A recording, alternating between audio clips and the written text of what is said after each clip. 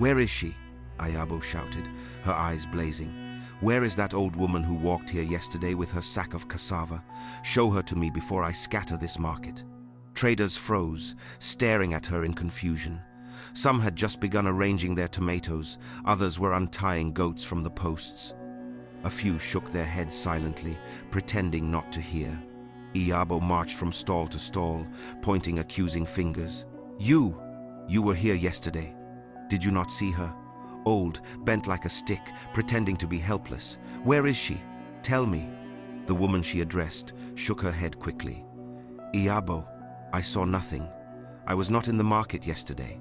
Iyabo turned to a man arranging smoked fish. "And you? Did your eyes close yesterday? Did you not see the old hag?" The man avoided her gaze. "I don't know who you speak of." Iyabo's anger flared. She threw her arms into the air and shouted, "So the whole of Usalu market has suddenly gone blind? An old woman passes through here, insults my daughter with her witchcraft, and none of you saw her. Lies. All of you are liars." Her voice grew louder, gathering a crowd. Curious children peered from behind baskets, women whispered nervously, and men folded their arms, watching the spectacle unfold. "You people think you can join hands against me and my child," Ayabo raged. "But you will fail. If that woman does not show her face, I will curse this market until your goats drop dead and your pepper withers on the stalk."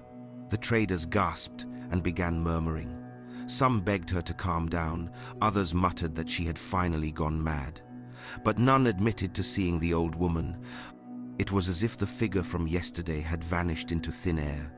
Frustrated, Iyabo raised her wrapper and slapped her thighs loudly, stamping her foot against the dusty ground. "You hear me well tomorrow.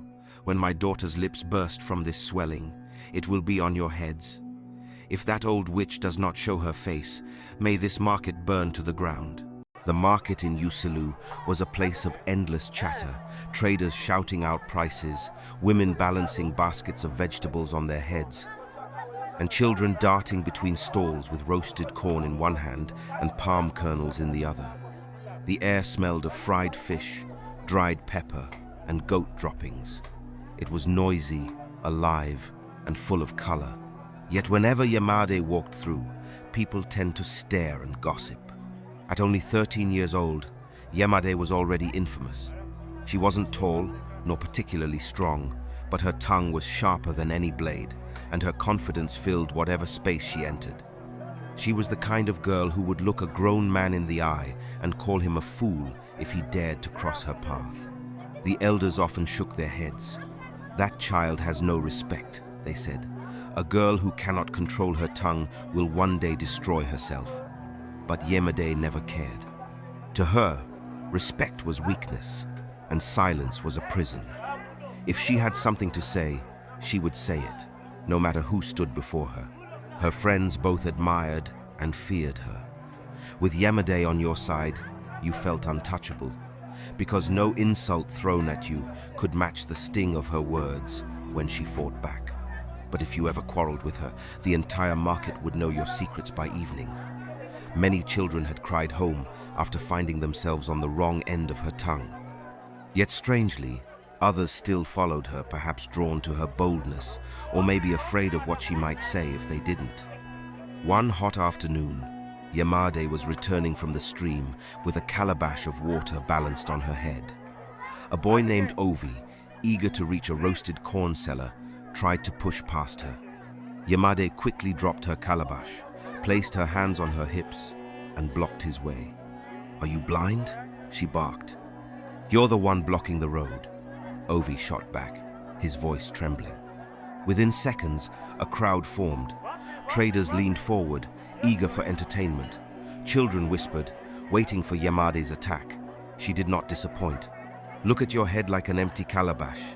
No wonder you are retarded, like mother, like son. Your eyes cannot see. Your legs cannot walk straight, and yet you are shouting at me. Go home and ask your mother to teach you manners before you come and disgrace your family here." The market roared with laughter. Ovi's face turned red as palm oil, as he stammered to respond, but he was drowned in the laughter of the crowd, and he stormed off without buying his corn. Yamade lifted her calabash again, a proud smirk on her lips. She basked in the cheers as though she had won a wrestling match. That was Yamade. To some, she was fearless. To others, she was reckless. But to most, she was simply trouble. The women at the market muttered under their breath whenever she passed. The men shook their heads in disapproval, yet none dared to confront her directly, because everyone knew if you fought Yamade with words, you would lose. What they did not say aloud, but all silently understood, was that Yamade was not like this by chance. She was the daughter of Iyabo, a woman whose name carried as much fire as her child's. And as the villagers often reminded themselves, a fruit does not fall far from its tree. But even a tree, no matter how strong, cannot shield its fruit forever. For though Yamade laughed loudly that day in the market, her tongue was already leading her toward a fate no one could laugh away. School in Uselu was a noisy affair. The classrooms were small, the benches hard, and the blackboards dusty. But every morning children streamed in, their chatter filling the compound like the cry of birds. For many, it was a place of learning and laughter. For Yamade, it was a battlefield. From the very moment she entered, Yamade carried herself like a commander. She never waited for the teacher to arrange seats. She chose the best bench by the window and dared anyone to contest it. She mocked classmates who struggled with lessons, laughed when others made mistakes, and often interrupted the teacher with bold, careless comments. Some children admired her confidence, but most feared her. That morning, the pupils had just settled when teacher Onome, a strict woman with sharp eyes, entered the class. She carried a bundle of canes in one hand, her presence enough to hush even the rowdiest child. Everyone sat still, except Yamade, who was busy braiding the end of her blouse. "Yamade," teacher Onome barked. "Did you not hear me enter?" Yamade looked up slowly, her voice dripping with sarcasm. "Ah, teacher, I'm so sorry, but I didn't hear you coming." The class gasped. Some children stifled laughter, others buried their heads in their books, afraid of what would follow. Teacher Onome's eyes narrowed, but she ignored Yamade's stupidity and began her class like she would, but not long. Yamade had already turned her sharp tongue on another victim. Across the room, a timid boy named Bello was struggling to read from his book. His tongue danced awkwardly on the board, his voice stumbling over the words. Yamade smirked and shouted loud enough for all to hear. "See him. A whole goat is wiser than you. Even a 7-year-old can read better. Did they soak your head in water before bringing you to this school?" The classroom erupted in laughter. Bello's eyes filled with tears, his shoulders shaking. Humiliation burned through him, and for a moment he stood frozen. Then in a burst of courage, he turned to Yamade and shouted, "Shut your mouth." The class gasped again. Yamade's eyes blazed. She stood so suddenly her bench toppled. "Who are you talking to? Me? You stupid son of a nobody." She lunged at him before the teacher could intervene, scratching his face and pulling his shirt until it tore. Bello fought back weakly, but Yamade's fury was unmatched. Children scattered from their seats as the fight turned the classroom into chaos. By the time teacher Ekaet forced them apart with sharp strokes of her cane, Bello's face was streaked with tears and scratches, while Yamade stood unbothered, her chest heaving, but her eyes still burning with defiance. "That is enough," the teacher roared. "Yamade, you will not disgrace me in this school any longer. Pack your things and go home. I will not have your trouble here today." For the first time, silence filled the room. Being sent home was a serious shame, but Yamade only hissed and adjusted her wrapper. She snatched her slate, tossed her head, and marched out of the class as if she had won a great victory. Outside, as she walked across the compound, children peeked at her through the windows. Some admired her boldness, but others shook their heads in fear. Even Bello, nursing his wounds, could only whisper under his breath, one day, her mouth will destroy her." But Yamade was not listening.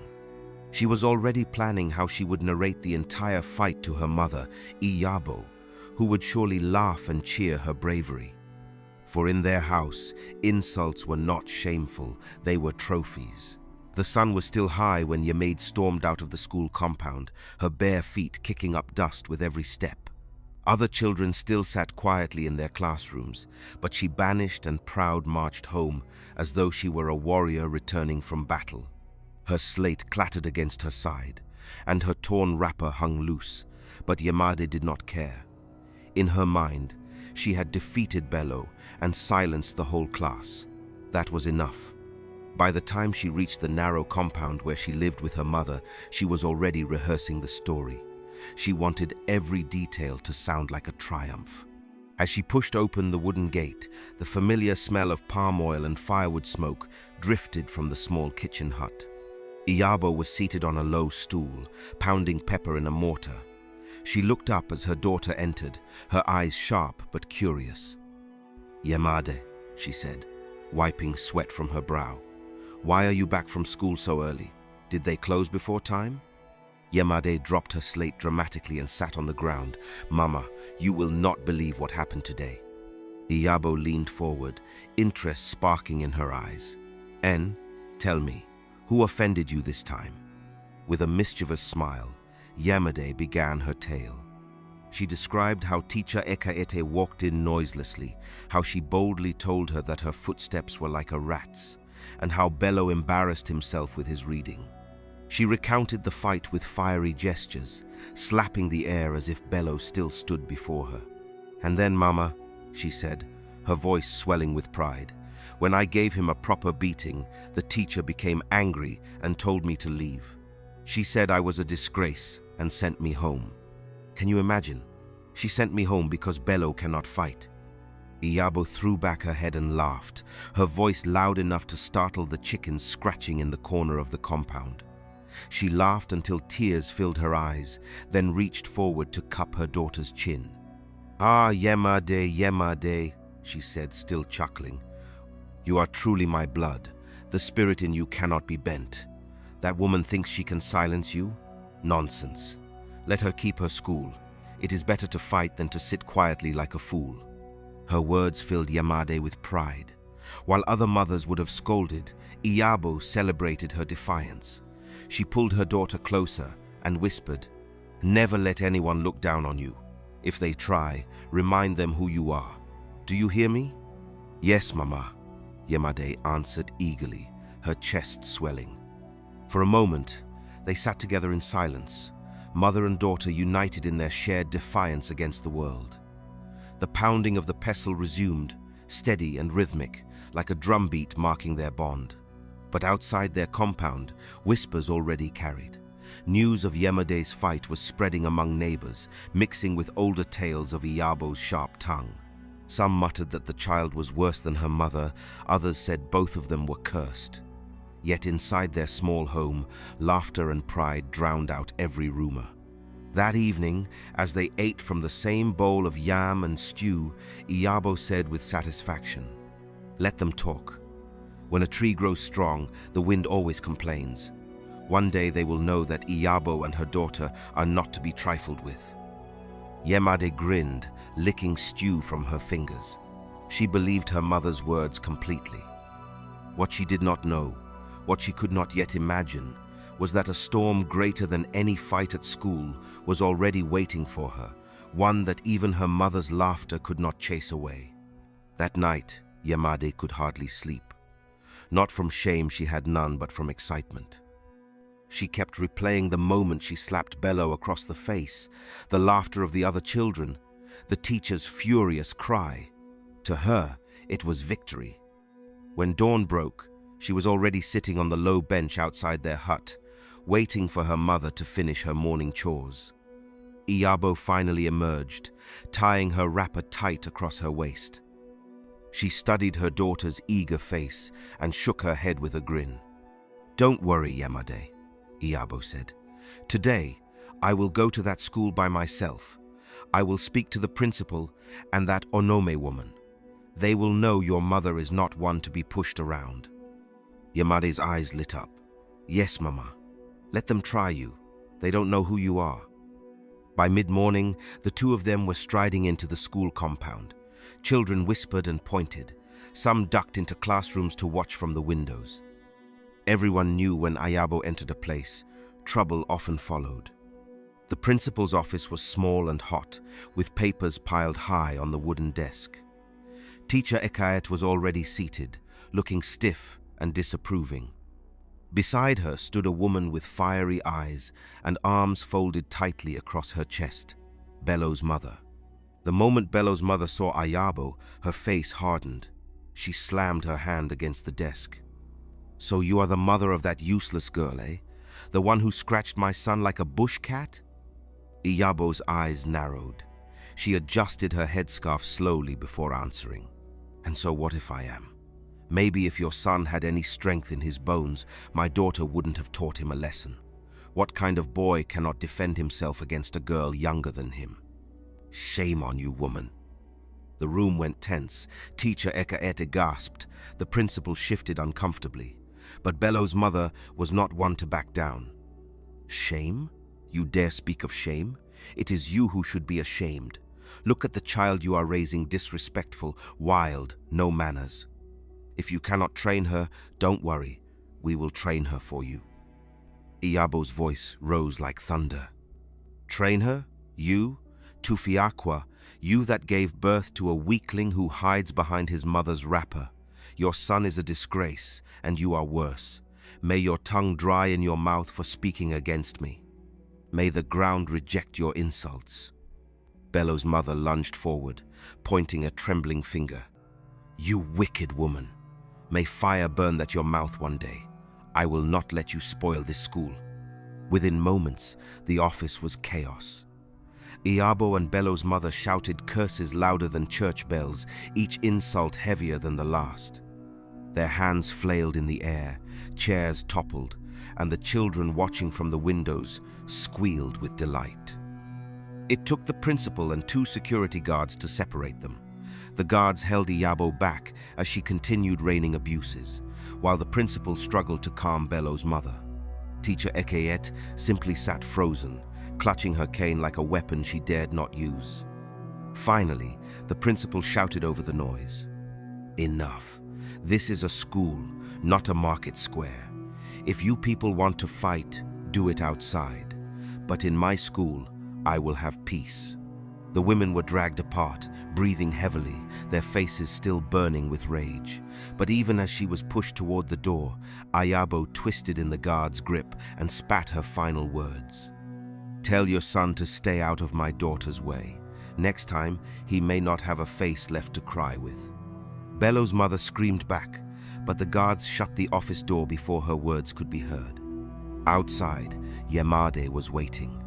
When her mother emerged, still fuming but victorious in her eyes, Yamade's grin stretched wide.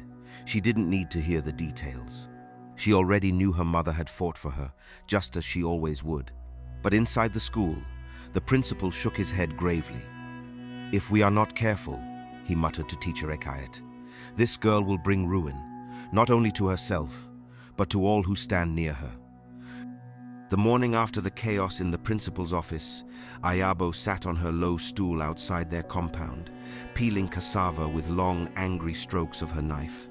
Though her fight with Bello's mother had been broken up, her pride still burned brightly. Neighbors passed by cautiously, whispering about the scene at the school. Some laughed at the memory, others shook their heads, muttering that Iyabo would never change. Inside, Yamade was singing loudly, replaying her mother's curses word for word. To her, the incident was another victory, proof that her mother was her strongest shield. But to the older villagers, it was a reminder of an old story that had never faded. Years ago, when Iyabo was still a young wife, she had already been known for her sharp tongue. Her husband, a quiet man named Kolapo, had tried to manage her temper, but his patience was often stretched thin. Trouble finally came during one of the most important visits of his life, when his family traveled from afar to meet them. The in-laws had sent word weeks in advance. They were lovers of tradition, known for their fondness for white soup and starch, a meal they expected to be honored with. Kolapo, anxious to avoid conflict, pleaded with Iyabo. "Iyabo," he said gently, "please, let us prepare what they like. They are not asking for much. It will mean respect to them and peace for us." But Iyabo waved him off. "Respect? Must I bow to their stomachs before they will see me as a wife? Soup is soup. If they don't like what I cook, they can carry their hungry bellies back home." Kolapo's heart grew heavy, but he said no more. He hoped that when the day came, she would reconsider. When the in-laws finally arrived, dusty from travel but smiling warmly, Iyabo welcomed them with exaggerated laughter and loud greetings. They settled in, their mouths already watering for the promised feast. But when Iyabo emerged from the kitchen, it was not white soup and starch she carried. Instead, she placed before them steaming bowls of plain rice and pepper stew. At first, they were silent, too shocked to speak. Then the eldest among them cleared his throat. "Iyabo, is this what you have prepared for us?" "Yes," Iyabo answered, her voice sharp. "What else were you expecting?" The elders exchanged uneasy glances. One of them spoke again. "But we requested white soup and starch." Iyabo slammed her hand against the tray. "Ah, so because you opened your mouths to say starch, I should wear myself out cooking for you, even in my condition? Are you the ones who put this pregnancy in my belly? Did I come to your house to beg for food? If rice is not good enough, then carry your stomachs elsewhere." Gasps filled the room. Kolapo's face burned with shame as his uncles pushed back their plates. The meeting dissolved into chaos. Words turned to curses. After her delivery, Iyabo was sent packing, forced to return to her parents' house in disgrace. And from that day, the villagers often said, "The child of fire will always spark fire." Back in the present, as Yamade danced around the compound mocking Bello's mother, Ayabo's laugh rang out once again. The villagers muttered, but neither woman cared. For them, pride was sweeter than peace. In the village of Uselu, everyone knew Iyabo. You could not pass through the market square, attend a community meeting, or fetch water from the stream without hearing her name mentioned at least once. For some, it was with fear. For others, with irritation. And for a few, with reluctant admiration. Iyabo was not wealthy. She lived in a small house with a sagging thatched roof, her compound no different from that of her neighbors. She sold palm oil and ground pepper in the market, sometimes earning just enough to keep her household afloat. Yet what made her unforgettable was not her trade, but her mouth. If a trader accused her of cheating, Iyabo would raise her voice until the entire market knew the matter. If someone attempted to cheat her, she cursed them until they wished they had never crossed her. She argued with men as if they were boys, and with women as if they were her equals. To Iyabo, every conversation was a contest, and she had no intention of losing. Her neighbors learned to tread carefully. One woman once complained that Iyabo's goats strayed into her cassava farm. By the end of the quarrel, the poor woman was in tears, accused of witchcraft, laziness, and even bad cooking. She swore never to bring her grievances to Iyabo again. Yet, strangely, there were those who respected her boldness. Some said she was a voice for women who were too timid to speak up in their homes. Others claimed she was cursed, destined never to know peace. The truth was, Iyabo simply loved a fight. Inside her compound, Yamade absorbed it all like a sponge. When her mother quarreled with neighbors, Yamade watched closely, memorizing her insults. When her mother laughed at someone's weakness, Yamade laughed too, her small voice echoing Iyabo's larger one. The two of them became inseparable, a mother-daughter pair that struck fear into many. If Yamade fought with children her age, Iyabo was sure to appear, ready to add fuel to the fire. If Iyabo clashed with market women, Yamade was by her side, clapping and cheering her on. It was as if trouble ran in their blood. One afternoon, during a community meeting, Iyabo once again made her presence known. The elders were discussing how to fix the broken well at the edge of the village. Everyone contributed quietly, but when one elder suggested that each household bring money for repairs, Iyabo sprang to her feet. "Money! From who? From me? She shouted. Have I not already given more than this village deserves? Or do you want to drink my blood along with your water? If you cannot fix a simple well, then go and drink from the gutters. Gasps rippled through the crowd. Some elders tried to calm her, but Iyabo went on, raining curses on anyone who dared oppose her. In the end, the meeting dissolved in confusion, and the well remained unrepaired for weeks. People shook their heads, muttering, Iyabo has spoken, and now nothing will be done. For Iyabo, this was a victory. For Yamade, it was a lesson. She went home that evening glowing with pride, repeating her mother's words, her heart swelling with admiration. The market that day was busier than usual. Traders raised their voices higher than the crows, calling customers to their stalls. Goats wrestled over scraps. Women argued over prices of tomatoes, and the smell of roasted maize filled the air. Yamade loved this chaos. It was her playground, a place where her sharp tongue gave her as much power as any chief's staff. She walked through with her usual swagger, wrapper tied tightly, her eyes scanning for trouble, and trouble found her. At the corner of the yam stall stood an old woman, bent nearly double under the weight of a bulging sack of cassava flour. Sweat ran down her wrinkled face, and her legs shook with effort. She turned slowly, her eyes resting on Yamade. "My daughter," she said softly, "help me lift this bag onto my head. My strength is failing." The request was simple. Any other child might have helped, or at least walked away quietly. But Yamade was not any child. She froze, then tilted her head, her lips curling into a smirk. "Am I your servant?" she barked, her voice sharp enough to cut glass. "Do I look like your daughter? If you cannot carry your load, why did you not hire someone to help you? Or are you expecting me to waste my strength because your bones are dry?" The crowd went still. Market women exchanged glances. A man buying fish shook his head. Some covered their mouths in shock. Everyone knew Yamade had a sharp tongue, but to insult an elder in public was a dangerous thing. Yamade, emboldened by the silence, went on. "Some of you old people are foolish.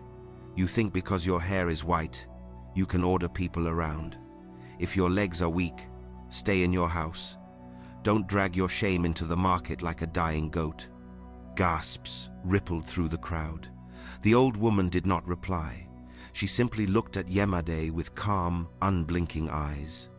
Then, slowly, she smiled a small, unsettling smile that sent a shiver through those who noticed it.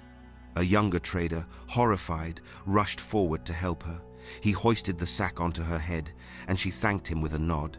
Without a word to Yamade, she walked away, her frail frame steady under the heavy load. The market buzzed again, but uneasily this time. Whispers rose. "That girl has gone too far. An elder? In broad daylight? No good will come from this." But Yamade only tossed her head and strutted off, grinning as though she had won another victory.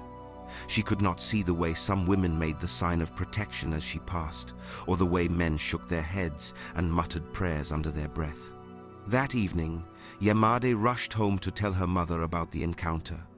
She reenacted every word, her arms flailing, her voice rising, making her insults sound even sharper than before. Iyabo clapped her hands and laughed until tears filled her eyes. "That's my daughter," she declared proudly. "Did you see how she walked away? Let them talk. You are your mother's child." Together, they laughed deep into the night, their voices carrying across the compound. But as the moon climbed higher, Yamade's laughter turned into a muffled cry. She clutched her mouth, her face twisting in pain. By midnight, her lips had begun to swell slowly at first, then faster, stretching until they looked monstrous in the dim lamplight. Iyabo rushed to her side, her laughter gone, her pride replaced with horror. "Yamade!" she screamed. "What is happening to you?" Her daughter tried to answer, but her words were drowned in pain. Her swollen lips hung heavily, her voice muffled, her eyes wide with fear. The night was heavy with silence, broken only by Yamade's muffled cries. Her lips had swollen to a frightening size, each breath dragging pain across her small body. Iyabo hovered over her, pressing cool cloths to the swelling, muttering prayers, blowing air across her daughter's face, as though her breath alone could ease the suffering. But beneath her fear, anger boiled. Iyabo's eyes blazed as she looked toward the open doorway, as if the entire village could hear her. She began to speak loudly, her voice shaking the night. "So this is it, eh?" she cried. "This is how Uselu chooses to repay me? Because my daughter refuses to bow to fools? Because she has a mouth sharper than their own? They now want to kill her? They have joined hands against me and my child. But let me tell you, nobody in this village will succeed." Her voice carried across the compound. Neighbors shifted uneasily in their homes, some peeking through cracks in their windows. They had seen Iyabo fight before, but this anger was something else, fueled by the sight of her daughter's suffering. Iyabo continued, her tone rising like thunder. "Is it because she spoke her mind to one wrinkled old woman? Is that why they send affliction upon her? No problem. Let them laugh now, because tomorrow I will find that old woman. I swear on my own head, if I do not strip her naked in the market square, then I am no longer Iyabo, daughter of Omodudu. I will show her that curses cannot swallow my child." She clenched her fists, stamping her foot against the ground, as though daring the earth itself to oppose her. Yamade groaned from the mat, clutching her face, but Iyabo's fury drowned out the sound of her pain. "Don't cry, my daughter," she said, kneeling beside her again. "Don't cry. Your mother is here. Tomorrow we will end this. Tomorrow they will know I am not a woman to be toyed with." She dabbed at Yamade's swollen lips with a damp cloth, whispering comforts between curses. "They want to disgrace us, but we will disgrace them. They want to see us crawl, but we will make them crawl instead." All through the night, Iyabo kept up her tirade. She paced the room, shouted into the darkness, and returned to her daughter's side, tending to her with clumsy hands. Each time Yamade whimpered, Ayabo's anger renewed. Each time her lips swelled larger, Ayabo's curses grew louder. By dawn, the news had already spread. "Iyabo's child is afflicted," the villagers murmured as they headed to the market. "Her lips are swelling like a calabash." Some whispered pity, others smirked, but most simply shook their heads. Iyabo tied her wrapper tighter around her waist, her eyes red from a sleepless night. She turned to her daughter, still lying weak on the mat. "Rest, Yamade," she said firmly. "Today, your mother will fight for you. I will find that old witch, and when I do, the whole village will gather to see how Iyabo deals with her enemies." With that, she stormed out of the compound, her footsteps loud, her pride burning like fire. She stormed into the market before most traders had even set up their stalls. Her voice carried across the square like a drum beat. "Where is she?" Iyabo shouted, her eyes blazing. "Where is that old woman who walked here yesterday with her sack of cassava? Show her to me before I scatter this market." Traders froze, staring at her in confusion. Some had just begun arranging their tomatoes, others were untying goats from the posts. A few shook their heads silently, pretending not to hear. Iyabo marched from stall to stall, pointing accusing fingers. You were here yesterday. Did you not see her? Old, bent like a stick, pretending to be helpless. Where is she? Tell me." The woman she addressed shook her head quickly. "Iyabo, I saw nothing. I was not in the market yesterday." Iyabo turned to a man arranging smoked fish. "And you? Did your eyes close yesterday? Did you not see the old hag?" The man avoided her gaze. "I don't know who you speak of." Iyabo's anger flared. She threw her arms into the air and shouted, "So the whole of Uselu market has suddenly gone blind? An old woman passes through here, insults my daughter with her witchcraft, and none of you saw her. Lies. All of you are liars." Her voice grew louder, gathering a crowd.